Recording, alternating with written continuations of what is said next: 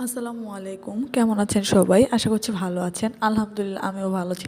তো আজকে সকালে ঘুম থেকে উঠেই কফি বানানোর জন্য পানি গরম করতে দিয়ে দিয়েছি। আর এইদিকে একটা কাপের মধ্যে নিয়ে নিচ্ছি কফি পাউডার আর 2 চামচের মতো গুঁড়ো দুধ আর সামান্য পরিমাণে চিনি, যেহেতু আমি মিষ্টি কম খাই।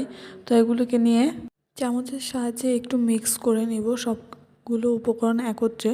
তারপর চুলাতে বসিয়ে দিয়েছিলাম যে গরম পানিটা, সেই পানিটাকে মিক্স করে নিব। গরম পানি মিক্স করলেই মজাদার কফি রেডি হয়ে যাবে খুব অল্প সময়। এরকমভাবে ট্রাই করে দেখতে পারেন। এই কফিটা আমার খুবই পছন্দের। তো রিফ্রেশমেন্টের জন্য এটা বেস্ট একটা কফি সকালবেলা জন্য। সকাল দুপুর যেই টাইমই হোক আমার একটা কফি লাগবেই। তো এটা আমার অভ্যাসে পরিণত হয়ে গেছে। তো কফিটা খেয়েই দুপুরের রান্নার আয়োজন করব। তো এদিকে কফি নিয়ে আমি আবার একটু বারান্দাতে চলে গেলাম।